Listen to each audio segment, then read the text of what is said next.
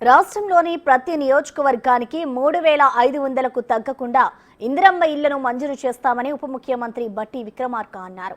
రాష్ట్రంలో కాంగ్రెస్ ప్రజాపాలన అమలు చేస్తున్న ప్రతి సంక్షేమ పథకాన్ని కార్యకర్తలు, నాయకులు క్షేత్రస్థాయిలోకి తీసుకెళ్లాలని పిలుపునిచ్చారు. పార్టీని, ప్రభుత్వాన్ని సమన్వయం చేసుకుంటూ పార్టీని బలోపేతం చేయాలని పిసిసి అధ్యక్షుడు మహేష్ కుమార్ గౌడ్కు సూచించారు.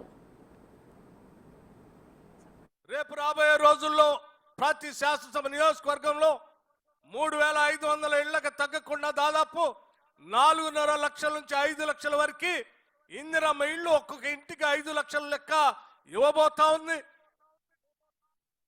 అట్లాగే ఆర్థిక వ్యవస్థ అంతా కుదేలైపోయి జీతాలు ఇవ్వలేనటువంటి పరిస్థితిలో ఉన్నటువంటి రాష్ట్రాన్ని గాడిలో పెట్టి యావత్ రాష్ట్ర మంత్రిమండలి మొత్తం అంతా కూర్చొని ఆలోచన చేసి మొదటి తారీఖు నాడే ప్రతి నెల జీతాలు వచ్చేటట్టుగా చేసినటువంటి కాంగ్రెస్ ప్రభుత్వ ఆలోచనలు కూడా ప్రజల మధ్య తీసుకొని వెళ్ళవలసిందిగా మీ అందరికీ విజ్ఞప్తి చేస్తా ఉన్నాను.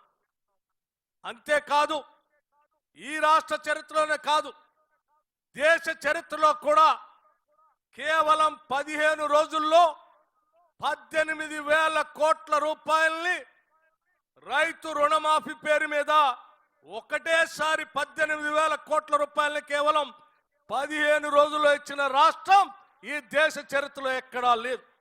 అది కేవలం కాంగ్రెస్ ప్రభుత్వం మాత్రమే చేయగలిగింది. ఇంత గొప్పటి ఉన్నతమైనటువంటి ఆలోచన అమలు చేస్తూ ముందుకు పోతున్నటువంటి ఈ ప్రభుత్వం యొక్క లక్ష్యాల్ని ప్రజల దగ్గర తీసుకొని వెళ్ళి మనం చేసినటువంటి కార్యక్రమాన్ని ప్రజల మధ్య కూడా తీసుకెళ్లే కార్యక్రమాన్ని కూడా మహేష్ కుమార్ గౌడ్ గారు వారి టీంతో కింది స్థాయి వరకు పార్టీ నిర్ణయాల్ని ప్రజల మధ్యకు తీసుకెళ్లేటట్టుగా చేయాలని చెప్పి నేను మనస్ఫూర్తిగా వారిని కోరుతా ఉన్నాను.